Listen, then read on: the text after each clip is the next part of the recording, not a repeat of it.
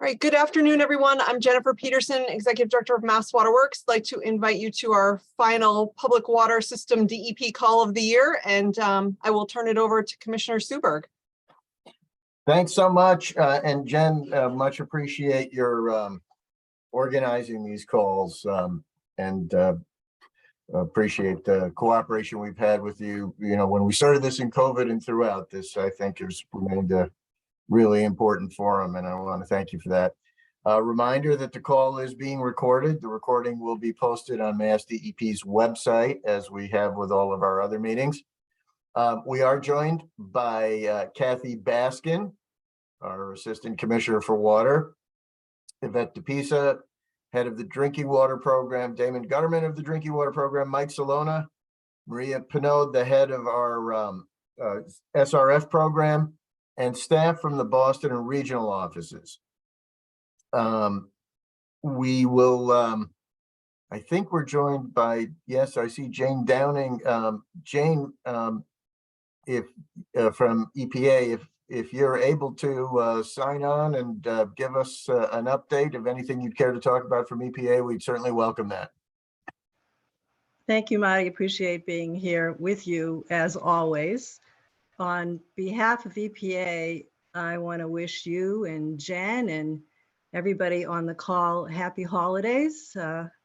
It's wonderful that hopefully everybody might be able to take some time off, but the important thing is to celebrate the year and to thank all of you for the great job you do and the dedication to all of us to provide the safe drinking water that we rely on every day. So take some time off, enjoy, and appreciate all that you do. I know EPA does, as well as the state. So thanks for that.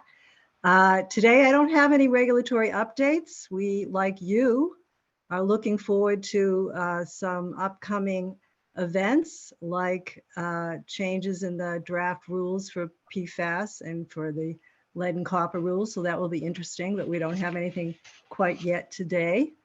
Look for that coming up.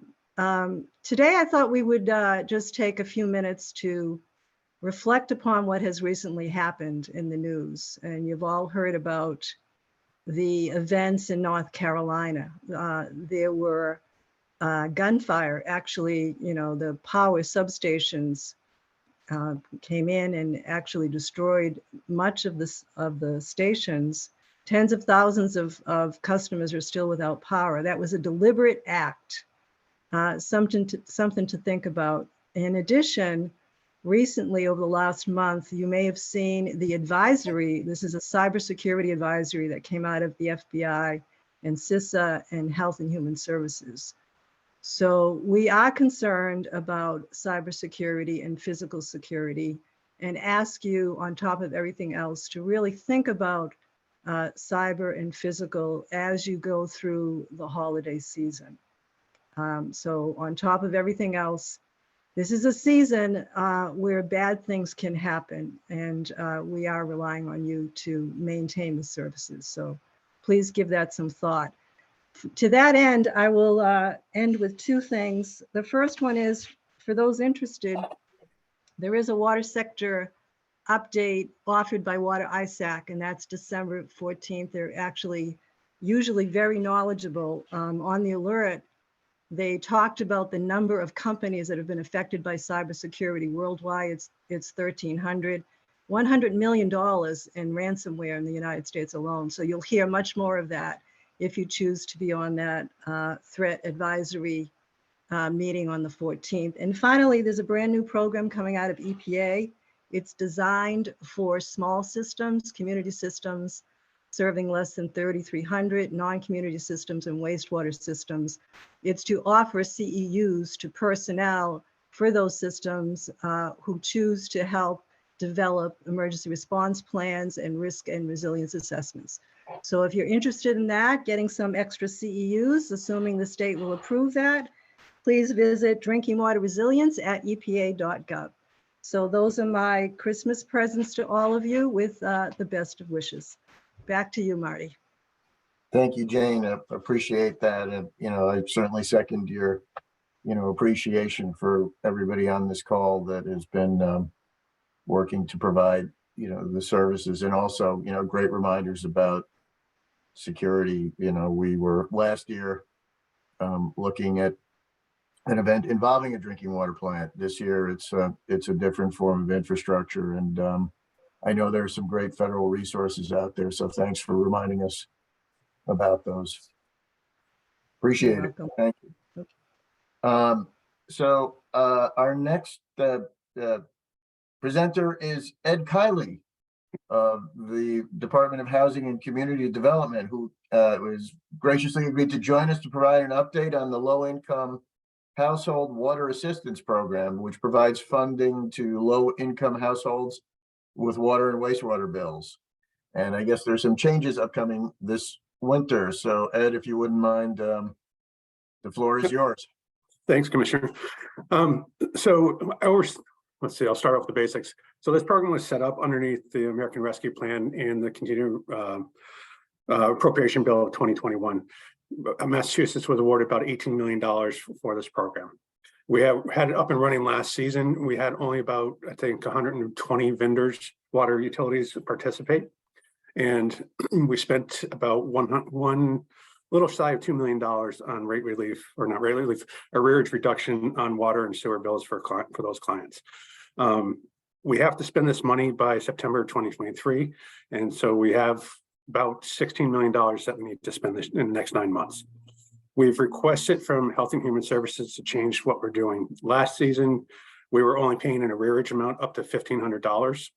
This year, we've asked the HHS for approval to do, in addition to the arrearage reduction, a rate reduction payment for current and future use. So right now, that's going to be, we've asked to set the benefit at $400. So in essence, once this person is deemed eligible on the home energy assistance side, that will qualify them for the water assistance if they have a direct bill from the water utility. I'll call them the local administrative agencies. So most of them are community access agencies throughout the state. They should have reached out to you almost 2 years ago now, a year ago, informing you of the process and how to get involved in it. If they haven't, I'll put my email in the chat, and you can email me and I'll have them reach out to you. So once a person is deemed eligible, that's all done on our side of the curtain. Then we have a vendor portal or utility portal for you that they'll put in the information from the client, name, address, and the account number that they provided. Then the water utility would not need to enter what the arrearage amount is and to verify their account is still active. That will go back to the agency and trigger a payment if there is an arrearage, or make a payment for the rate reduction piece.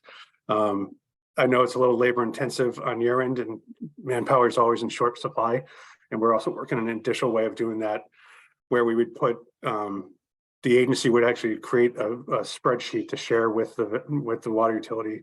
You would then sign off on it, verifying it's correct, send it or input the information, the account number or the amount on the account that's due, if there's an arrearage, and send it back to the agency, and the agency will have staff put it into the portal on your behalf to trigger a payment.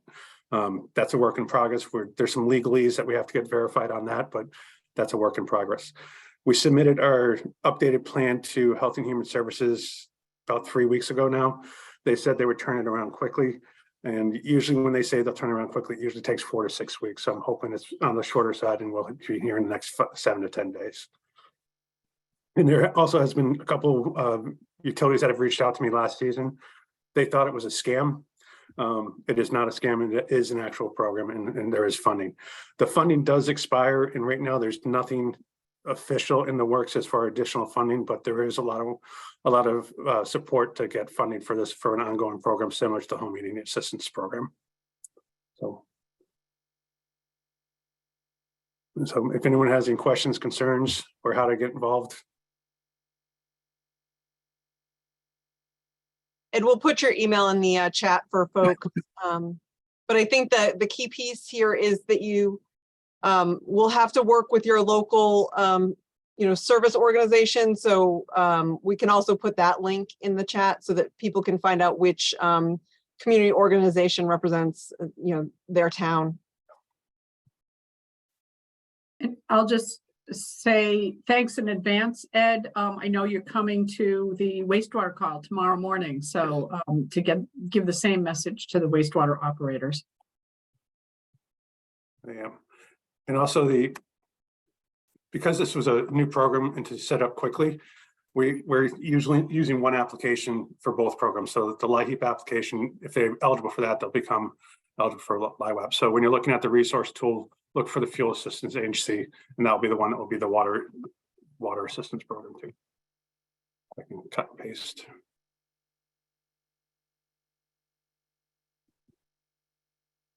Terrific.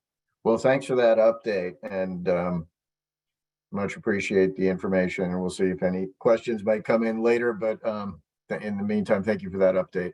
Thank you. Right. I think we have Mike Salona joining us today to provide a licensing board update. Mike, if you wouldn't mind updating our colleagues here. Yep. Thank you, Commissioner. And thanks, Ed. I'm probably actually going to reach out to you. I know we've been in some conversations about the program, see what we can support, we can provide as well. So the comments for Board of Certification, we've submitted the draft regulations to the Department of or Division of Occupational Licensure for review and comment. If you've been to any of the recent, frankly, meetings for a while now, the monthly board meetings, you've heard the discussions about the regulations. Once the Division of Occupational Licensure approves the draft regulations, they'll be released for public comment, and then everyone can take a look at them. The board continues to approve temporary emergency certificates as they come in. A reminder that all correspondence pertaining to applications, TCHs, and whatnot should be sent to the email address drinkingwaterboard@mass.gov, since that is the email of record for the board and allows us to track it. The Division of Licensures, our executive director on the board has been reassigned within the division, and they have posted the position externally to hire someone else. Last, I wanted to mention that we are planning some conversations together with RCAP in the new year around increasing the field of drinking water operators. You will see some materials about that as the new year kind of progresses.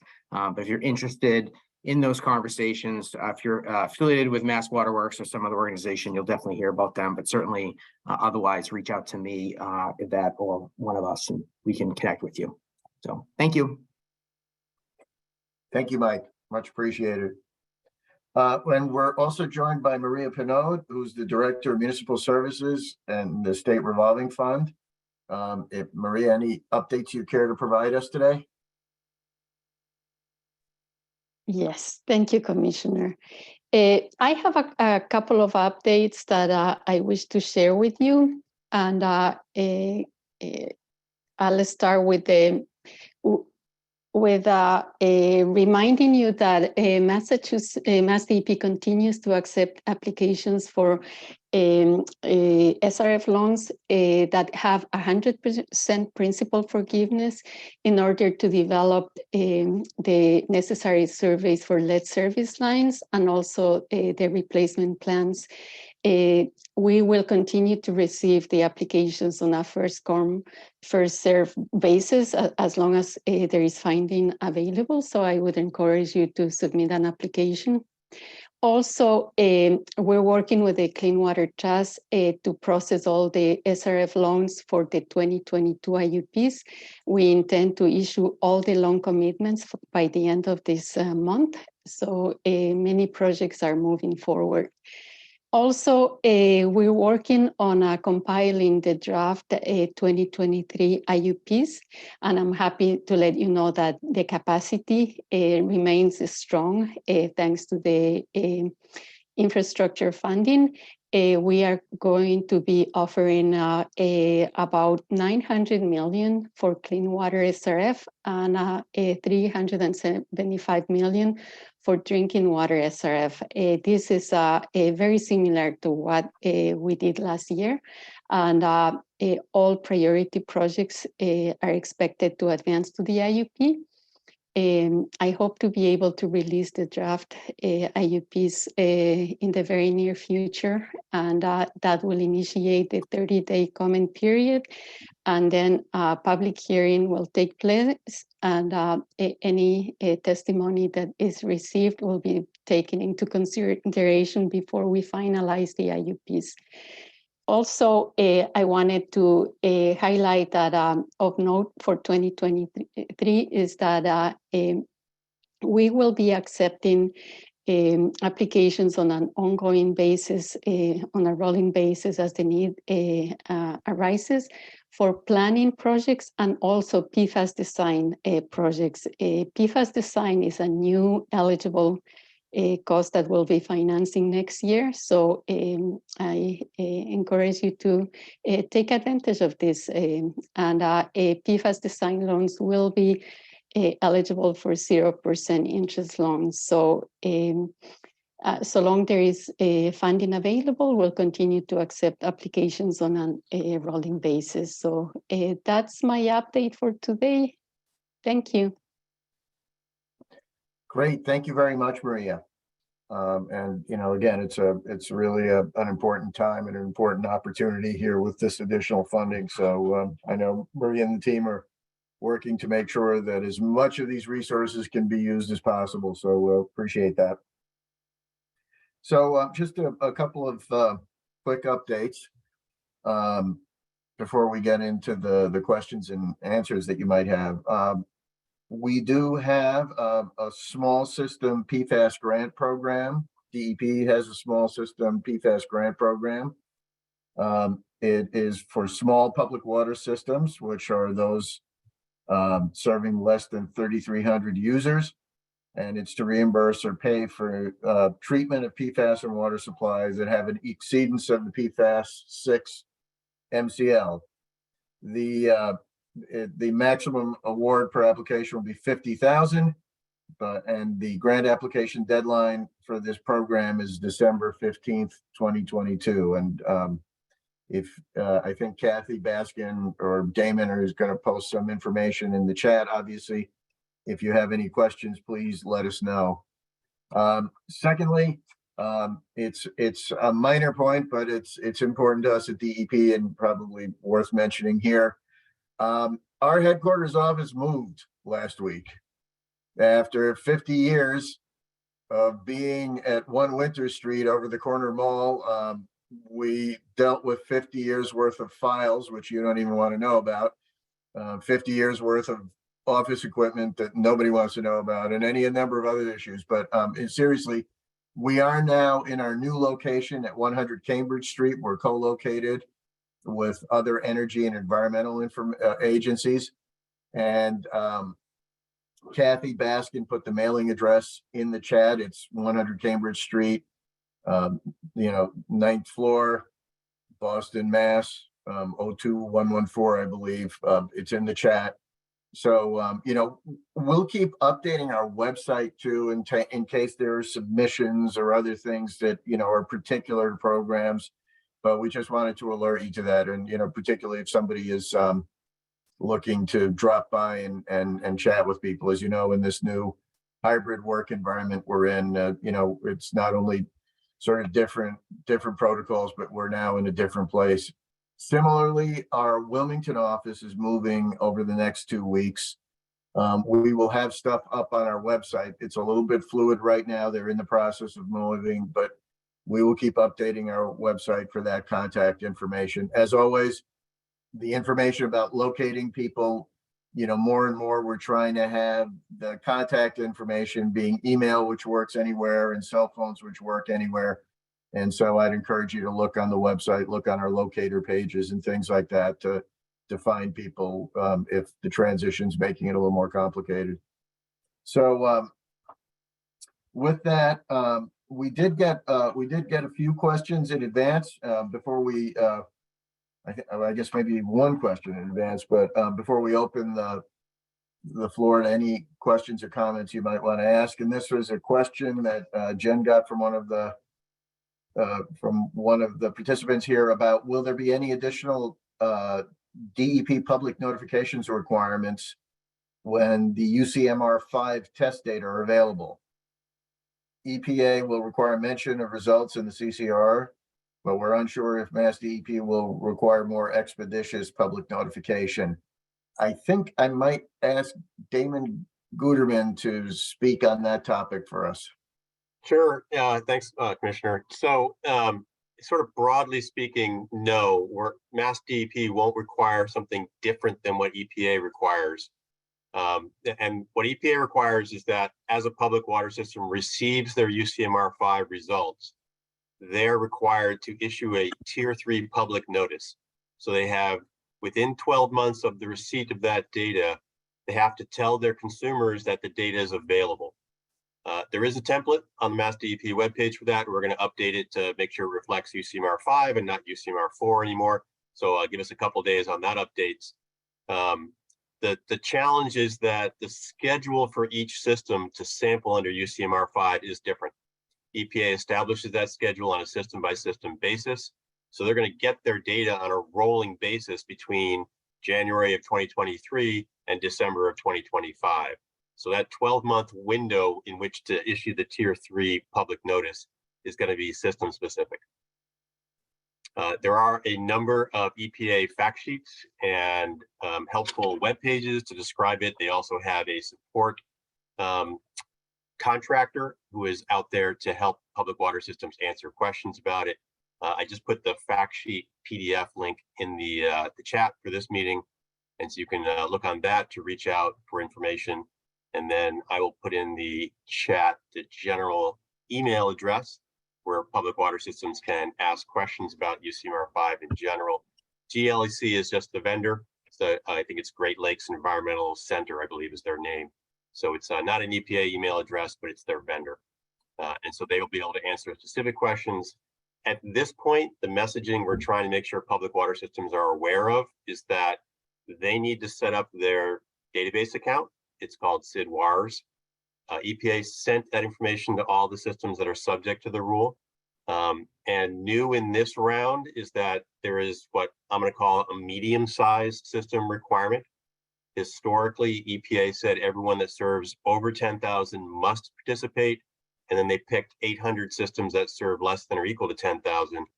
They dropped that threshold. So now there's this middle category of between 3,300 and 10,000 that on a year-by-year basis, subject to congressional appropriations, they have to participate. And for 2023, they got that funding. So those systems will have to sample if they're scheduled in 2023. We'll get an answer from EPA about 2024 and 2025 as those years come up and congressional appropriations occur. There is still a small system subset of 800 systems, but again, that's nationally, and it's now only the systems that serve less than or equal to 3,300. That's probably all the UCMR5 updates, but I'm happy to answer other questions that people might have about the rule.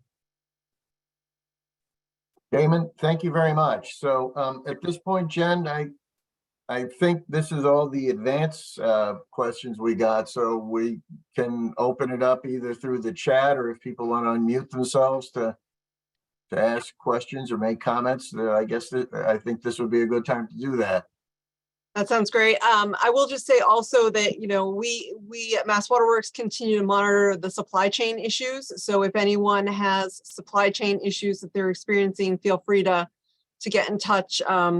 EPA headquarters graciously let me into a group that is monitoring supply chain stuff. So I'm able to post now through that group to let the rest of the nation know if we're experiencing something here. I know that cost has been an issue that folks have raised. And that, you know, certain chemicals are skyrocketing. And so we did ask EPA if they had any ability to intervene on the cost side of things, and they said that they do not. So I just wanted to make that known right now. So definitely, we know budgets are being impacted, but I think we've averted the rail strike for now. So hopefully we're going to continue to be able to get critical chemicals into the region. But if you are experiencing anything, please do let me know. Okay, so we do have one in chat. I think Damon is responding as we speak, but is there any update on when EPA hopes to propose the new PFAS standard? And Damon said nothing yet. We expect a proposed rule shortly, maybe before the end of the year. And I think that is what we are all hearing, that if it isn't at the end of the year, it would probably be the very beginning of the new year. And that's the MCL for PFOA and PFOS. And then I saw an email today that EPA's issued some new guidance on some of the wastewater issues. So Kathy, would you be covering that maybe tomorrow? I think we'll have to review it and make sure we know. Okay. That we've got it covered. Okay. Any other questions? Jane, did you want to comment on any of that? Yeah, that is the information that they're still working on it. Clearly a very complicated rule. I do believe it's still with OMB, and there's a lot to discuss. So very complicated, which means it will take some time. But right now we're still saying end of the year, but more to come. Okay. Anyone else have a question? You can also feel free to raise your hand or unmute. I do see we have one person on the phone, and that is *6 if you have to unmute if you're on the phone.